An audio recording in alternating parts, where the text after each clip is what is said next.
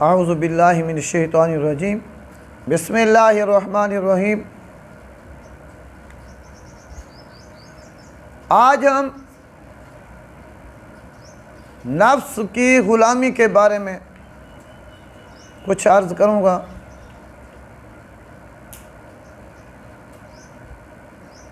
کیونکہ جو انسان نفس کی غلامی کرتا ہے وہ دنیا میں برباد ہو جاتا ہے، آخرت بھی اس کی بیکار ہو جاتی ہے۔ ہمارے آقا علیہ الصلوۃ والسلام نے فرمایا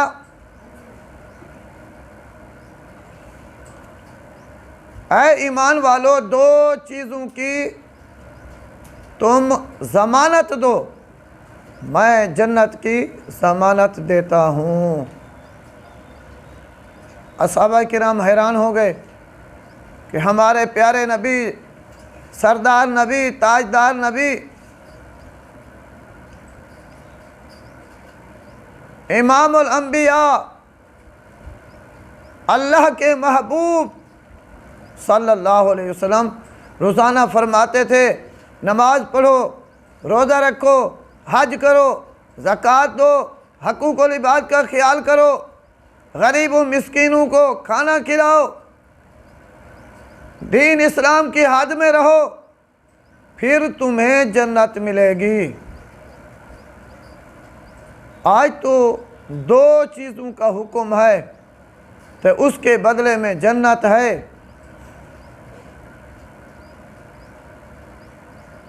صحابہ کرام حیران ہو کر پوچھا یا رسول اللہ صلی اللہ علیہ وسلم، وہ کون سی دو چیزیں ہیں جس کی وجہ سے ہم کو جنت ملے گی؟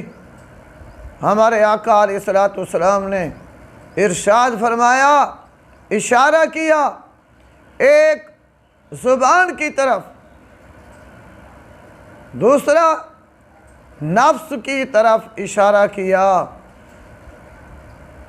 ہمارے آقا علیہ الصلوۃ والسلام نے فرمایا ان دو چیزوں کی ضمانت تم دو، میں تمہیں جنت کی ضمانت دیتا ہوں۔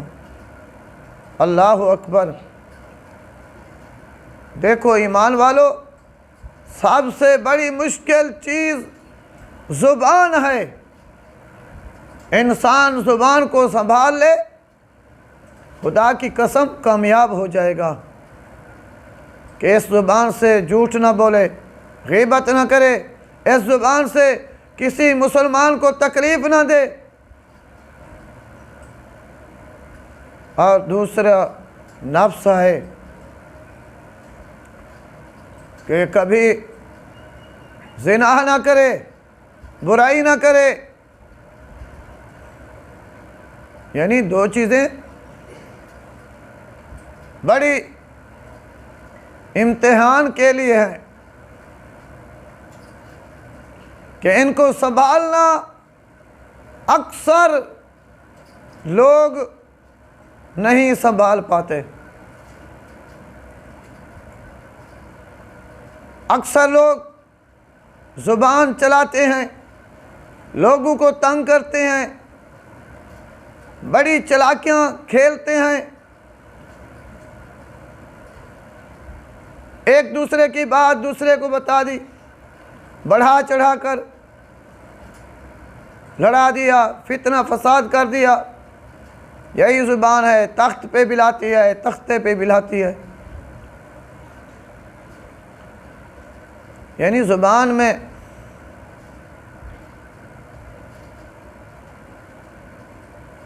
اپنی زبان کو سنبھالیں گے آپ کو عزت ملے گی، شان ملے گی۔ اگر اس زبان کو نہیں سنبھالیں گے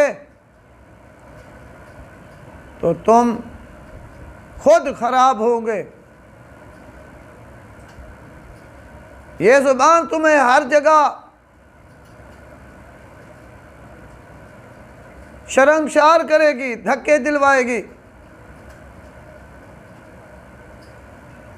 اور نفس ہے جو ہر وقت انسان کو گناہوں پر ابھارتا ہے۔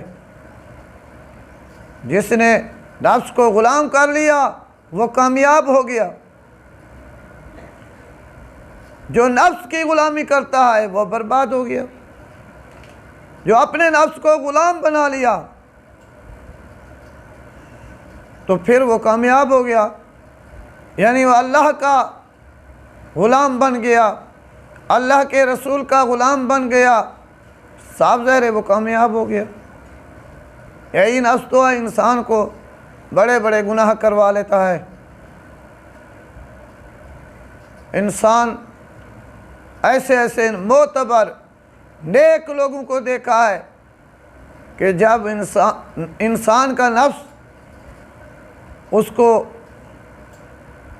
ابھارتا ہے، غلط کام کروا لیتا ہے، بڑے بڑے نیک شخص بھی بدنامی کا باعث بن جاتے ہیں۔ ایمان والوں کوشش کرو اس نفس کو اتنی غذا دو جتنا یہ زندہ رہ سکے، اتنی غذا نہ دو جو تمہارے لیے پچھتاوا بن جائے، یہ تمہیں غلط کام کے لیے ابھارتا رہے۔ یہ نیک لوگوں کا طریقہ ہے، اپنے نفس کو غلام بنا کے رکھا، نیک لوگوں کا شیوا ہے، کبھی نفس کی پیروی نہیں کی، کبھی نفس کی غلامی نہیں کی، پیٹ پر پتھر باندھے پھر بھی اللہ کا ذکر کیا، اللہ کے رسول کا ذکر کیا۔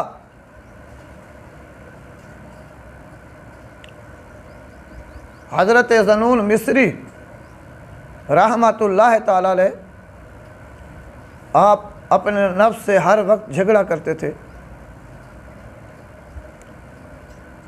40 دن ہو گئے کوئی اچھی غذا نہیں کھلائی۔ ایک مرتبہ اس کا نفس بولا، اے ذنون مصری آج تو مجھے اچھا گوشت کھلا دے، اچھی غذا کھلا دے۔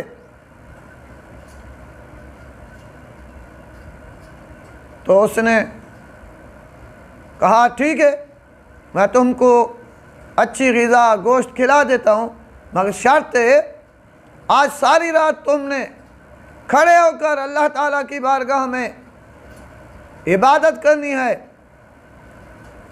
پھر صبح کو تم کو گوشت کھلاؤں گا۔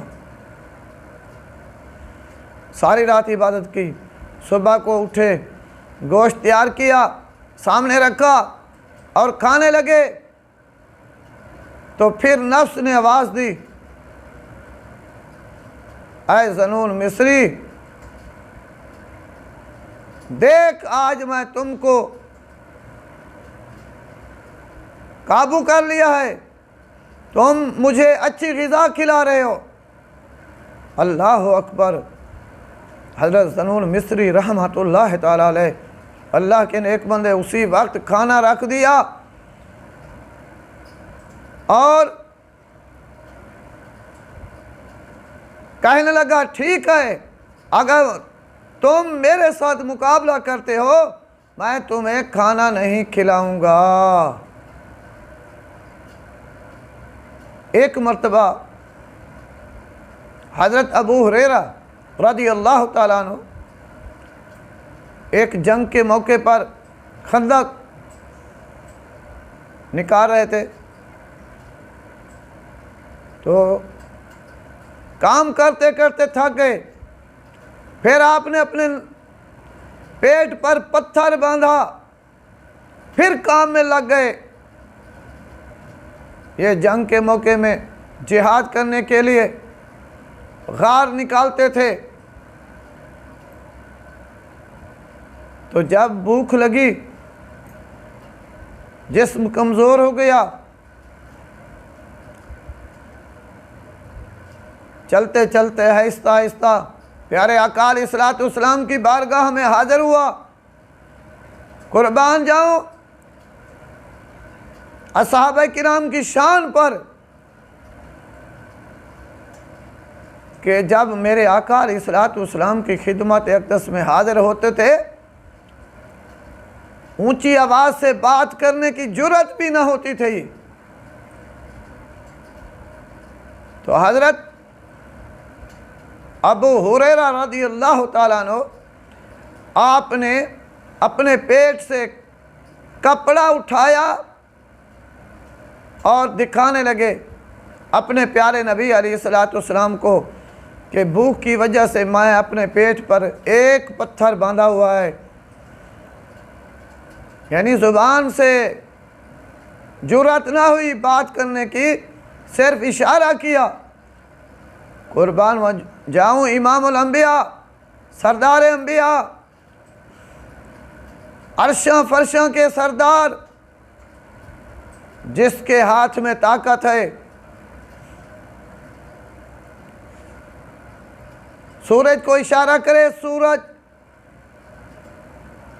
واپس پلٹے، چاند کو اشارہ کرے چاند دو ٹکڑے ہو جائے، درختوں کو اشارہ کرے درخت چل کے قدموں میں جھک جائیں۔ قربان جاؤں اپنے آقا علیہ السلام کی شان پر۔ جس وقت دیکھا غلام نے اپنا پیٹ دکھایا کہ ایک پتھر باندھا ہوا ہے، تو ہمارے آقا علیہ السلام نے اپنے پیٹ مبارک سے جب کپڑا ہٹایا، حضرت ابو ہریرہ رضی اللہ تعالیٰ عنہ آپ فرماتے ہیں کہ میں نے کیا دیکھا، ہمارے آقا علیہ السلام کے پیٹ مبارک پر 2 پتھر باندھے ہوئے تھے۔ حضرت ابو ہریرہ رضی اللہ تعالیٰ عنہ فرماتے ہیں کہ میری جرات نہ ہوئی بات کرنے کی، میں پھر واپسی پلٹا کہ میں نے ایک پتھر باندھا ہوا ہے، ہمارے سردار نبی نے 2 پتھر باندھے ہوئے ہیں، کہ دیکھو نفس کی غلامی نہ کرنا ورنہ تمہیں یہ برباد کر دے گا۔ جیسے مشہور فقرہ ہے، جو لوگ اکڑ کے چلتے ہیں، غرور تکبر کے ساتھ چلتے ہیں، ایک فقرہ ہے کہ پیٹ میں تو پاخانہ ہے مگر غرور کیسا، یعنی جتنی بھی چیزیں کھائیں پیٹ میں تو پاخانہ بن جاتا ہے، پیٹ کے اندر ہوتا ہے، انسان بڑا غرور کے ساتھ چل رہا ہے، جب وہ باہر نکلتا ہے تو انسان اپنے ناک کو پکڑتا ہے کہ بدبو آ رہی ہے۔ اے کاش ایمان والو سمجھو، اس کو سمجھو، اپنے پیدائش کو یاد کرو کہ اللہ تعالیٰ نے تمہیں ایک پانی کے قطرے، جو پانی کا قطرہ جسم پر لگ جائے، کپڑوں پر لگ جائے تو تم کپڑے کو صاف کرتے ہو، جسم کو صاف کرتے ہو، اس پانی کے قطرے کو دیکھو اور انسان کی پیدائش کی جگہ اس کو یاد کرو۔ اولم یر الانسان انا خلقناہ من نطفۃ فاذا هو خصیم مبین۔ اللہ تعالیٰ نے فرمایا میں تمہیں پانی کے ایک قطرے سے پیدا کیا، نطفے سے پیدا کیا، جب تم جوان ہوتے ہو فَإِذَا هُوَ خَصِيمٌ مُبِينٌ، پھر اکڑ جاتے ہو۔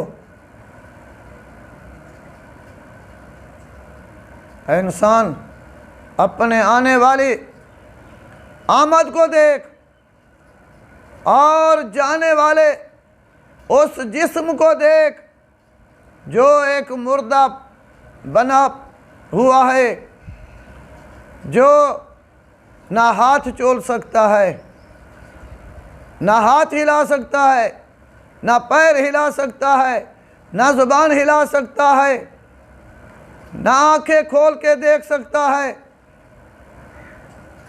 ایک مردہ انسان جب مرتا ہے اس کی 3 چیزیں فوراً تبدیل ہو جاتی ہیں۔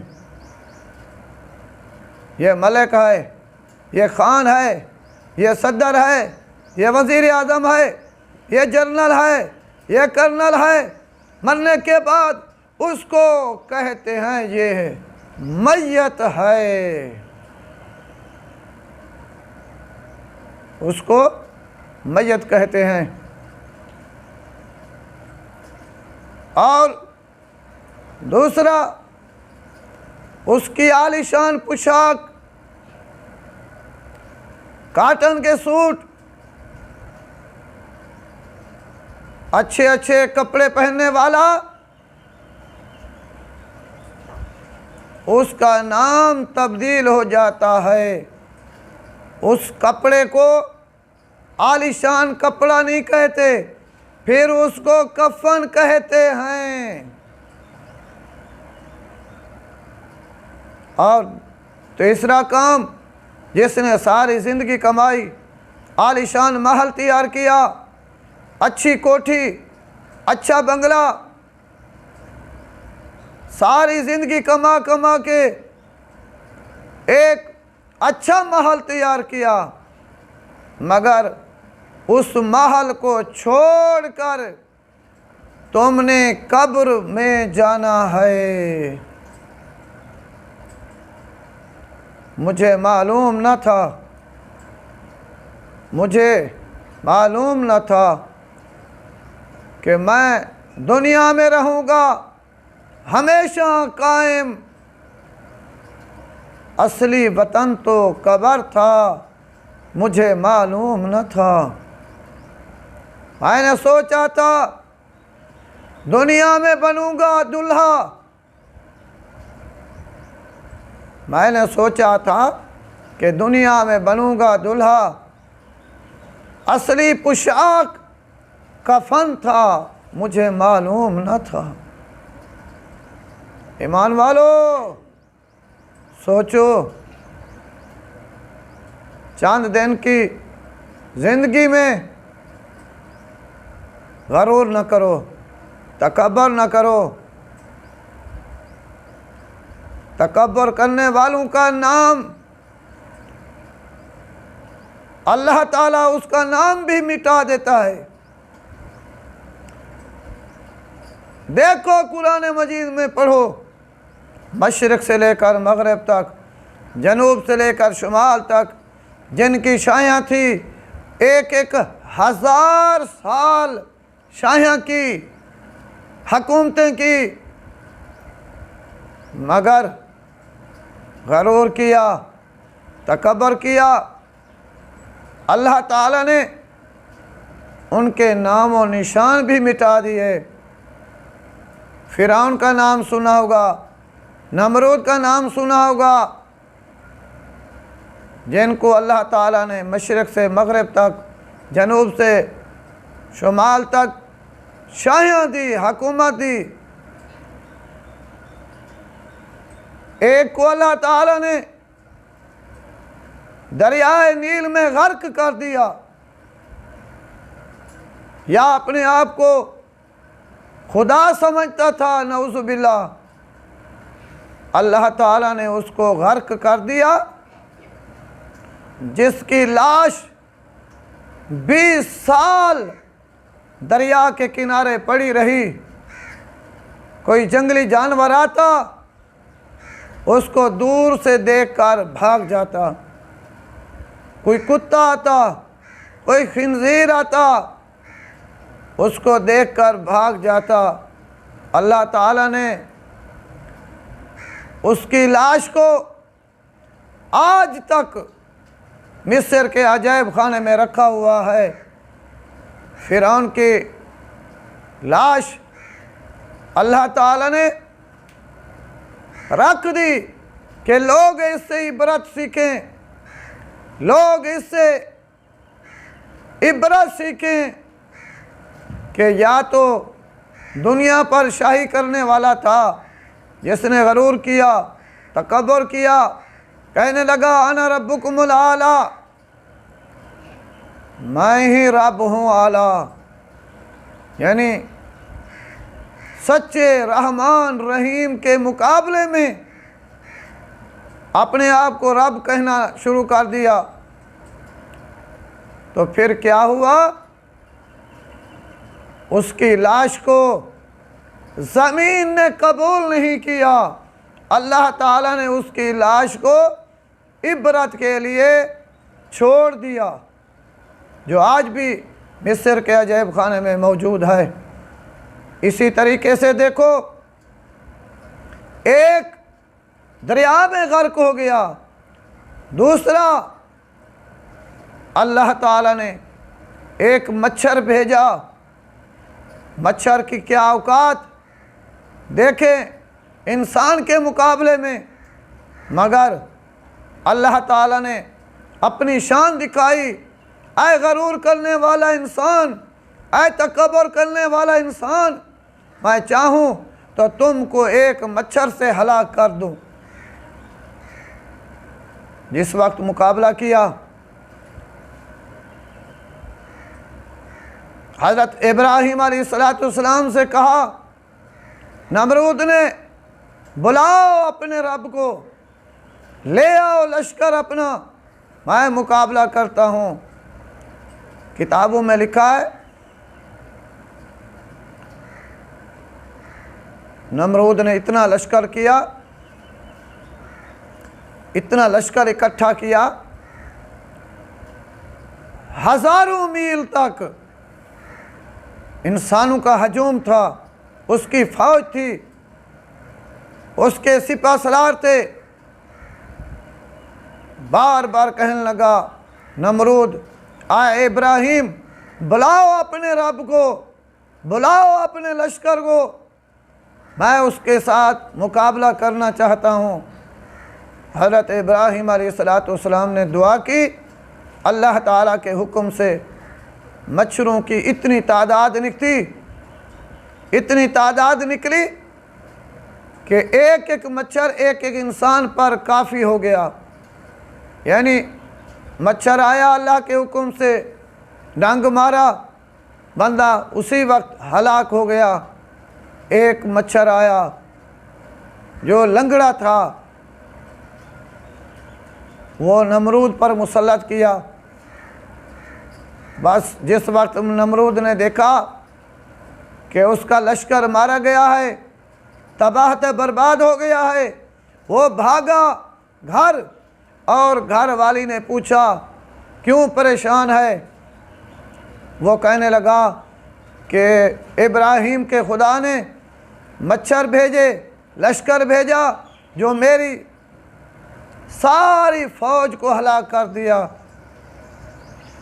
تو وہ ایک مچھر جو لنگڑا تھا، اس کے بازو پر بیٹھا تھا، تو گھر والی کو کہنے لگا یہ ہے مچھر، اسی طریقے سے تھے۔ تو اچانک وہ مچھر اٹھا، اس کے ناک میں گھس گیا اور دماغ پر ڈنگ مارنا شروع کر دیا۔ یہ حالت ہوئی کہ آخر کار اس نے ایک نوکر کھڑا کیا، اس کے سر میں درد ہوتا تھا، وہ اس کے سر پر ہاتھ مارتا تھا۔ پھر انہوں نے ایک چمڑے کا بڑا ایک جوتا تیار کیا جو وہ مارتا تھا۔ آخر کار یہ ہوا کہ جو اللہ تعالیٰ کے ساتھ مقابلہ کرنے کے لیے تکبر کیا، غرور کیا، اس کا انجام یہی ہوا کہ وہ نوکر اس کو جوتے مار مار مار مار کر ختم کر دیا۔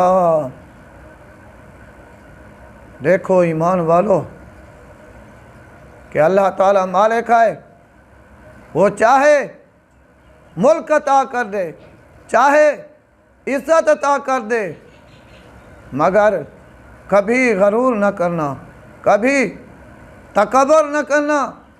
تکبر عزازیل را خوار کرد و زندان لعنت گرفتار کرد۔ تکبر تو شیطان کو بھی برباد کر دیا۔ جو تکبر کرتا ہے وہ شیطان کا بھائی ہے۔ تکبر کرنے والا ہمیشہ برباد ہوتا ہے۔